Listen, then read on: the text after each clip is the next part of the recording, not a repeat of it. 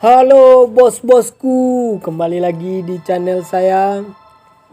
Baik, di sini saya akan menceritakan si kuntilanak merah yang bernama Lasmi. Langsung saja. Namanya Lasmi, kuntilanak merah yang jagain adik perempuan gue sejak 2013 saat kuliah di salah satu sekolah desain di Bandung. Lasmi masih tinggal di Pohon Mangga daerah Wastu Kencana. Kiri foto dia saat masih hidup dan kanan foto sejak jadi kuntilanak. Gambar ini diambil barusan banget. Baru kali ini gue memberanikan diri ngobrol bareng. Karena sosok aslinya serem gila. Orang bisa sawan, bahkan sakit kalau lihat dia. Mediumnya adik gue sendiri yang minta dia buat masuk dan cerita. Lasmi dulunya seorang sinden musik Sunda. Suaminya Asep yang jadi pengiring. Mereka menikah di umur 12 tahun pada saat zaman penjajahan Belanda, sekitar 100 tahun yang lalu. Mereka bertemu di kebun teh, saling suka, lalu Asep meminang Lasmi, nikah dan bekerja bersama. Gue sempat heran, mereka kok menikah di umur belia banget. Tapi Lasmi bilang, emang zaman itu nikah di umur remaja awal tuh lumrah.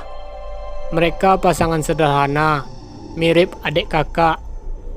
Pas cerita bagian ini, Lasmi ketawa genit melengking dong. Oke lanjut. Mereka menikah, menjalani hidup di rumah sederhana di daerah Lembang, dekat farmhouse. Mereka nyinden setiap kali ada khitanan dan nikahan. Mereka paling senang pas Belanda nyewa mereka buat meriahin pesta karena dibayar cukup mahal meski tak menutup kekejamannya. Foto Lasmi yang lebih jelas supaya kalian mudah membayanginya. Bibirnya robek sampai telinga, matanya bolong merah menyala, dan suara ketawanya melengking. Kalau mendengar auto merinding. Di foto ini doi lagi ongkang-ongkang kaki di sini. Sekarang lagi main sama teman-teman sesamanya. Jurik doyan kelayapan emang. Kumaha dah mang? Kan dijagain. Kata apa nggak boleh berisik. Ulah gandeng cenah. Kumahanya ya udah lah atuh. Oh iya. Lasmi mau tanya dong dikit. Lasmi ceritain dong tentang kehidupan gimana? Mungkin kumaha kehidupan hidupnya sejarahnya Kehidupan naon kan? kehidupan.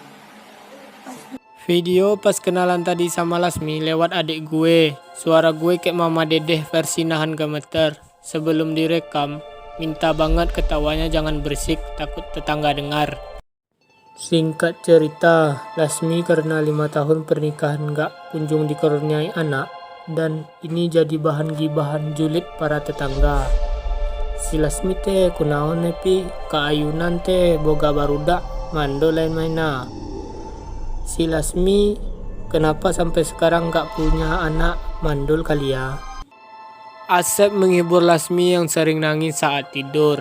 Asep bilang, udah teh nanaon atu neng, mencek Gusti Allah ayana teh diberi momongan, kun fayakun ge jadi.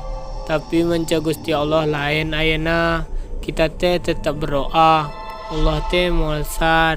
Artinya nggak apa-apa neng, kalau kata Gusti Allah dikasih anak sekarang, kun fayakun jadi. Tapi kalau kata Allah belum sekarang, kita tetap berdoa, Allah nggak tidur. Lasmi cuman mengangguk dan terus berdoa dalam sujudnya. Dia sering melamun saat melihat ibu-ibu hamil. Sedih. Lasmi kadang-kadang dengan sopan meminta izin kepada ibu-ibu hamil yang dia temui di jalan untuk mengelus perutnya. Meminta titip doa supaya Lasmi lekas isi. Lasmi kepingin punya anak karena rumahnya terasa sepi, ditambah gunjingan tetangga yang tiap hari makin jadi. Teman Asep bahkan sampai bilang, Sep, deh sia kawin deh, we ulah jeung Lasmi. Bes we sia nepi ka mau teh boga momongan. Artinya, Sep lu mending kawin lagi, jangan sama si Lasmi. sampai mati juga nggak bakal punya anak. Demi tangan gue panas pas ngetik ini. Lasmi di belakang gue pas ngetik tweet di barusan. Pantasan tangan gue panas. Kata adik gue, dia nangis karena topik ini sensitif. Tapi dia juga senang banyak yang nyimak cerita hidupnya. Karena tiap mau curhat, keburu kabur, jurit baperan. Tapi Asep tetap teguh cintanya sama Lasmi. Mereka terus bekerja, berdoa, dan berusaha menjalani hidup yang makin berat. Pernah suatu kali saat selesai pentas di acara orang Belanda, Lasmi digoda salah satu londo yang tahu permasalahan mereka. Lasmi diajak siapa tahu jadi. Tapi Lasmi tersenyum dan menolak. Dia balas lewat bahasa Belanda.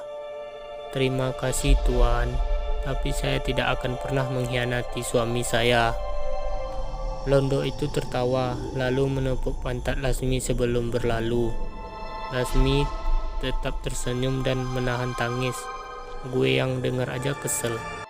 Insiden itu makin bikin Lasmi terpukul dan merasa dirinya nggak bisa jadi seorang ibu. Sepulangnya di rumah, tangisan Lasmi meledak. Dia terus bertanya dalam hati, apakah benar aku tidak bisa punya anak?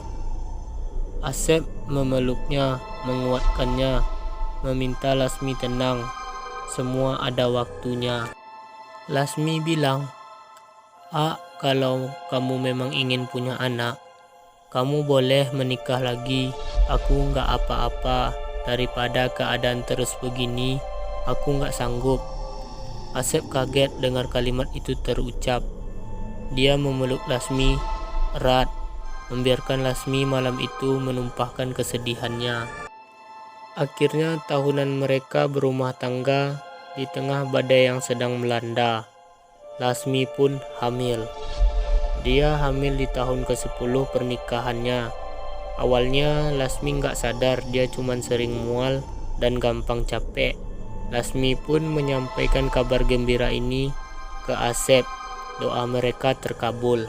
Saat Lasmi cerita ini ke gue, dia ketawa kegirangan banget. Kebayanglah suaranya, malah bikin takut. Lasmi bilang, pas itu dia cuma pingin segera melahirkan buah hatinya. Tetangga-tetangganya pun berhenti berkomentar dan ucapin selamat. Lasmi saat mengusap perutnya bilang, "Utun." Asep pun lega dan bahagia meski sakitnya makin hari makin parah.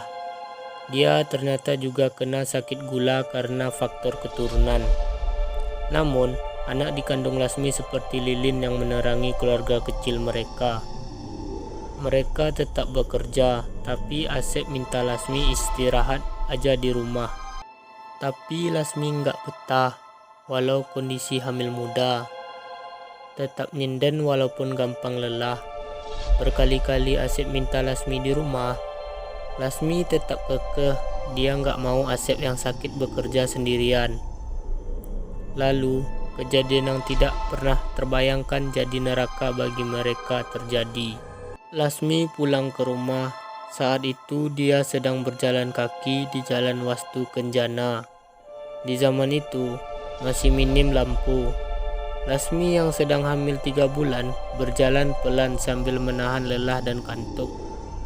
Kemudian, sebuah mobil mengangkut tanpa lampu memadai tiba-tiba menerjang.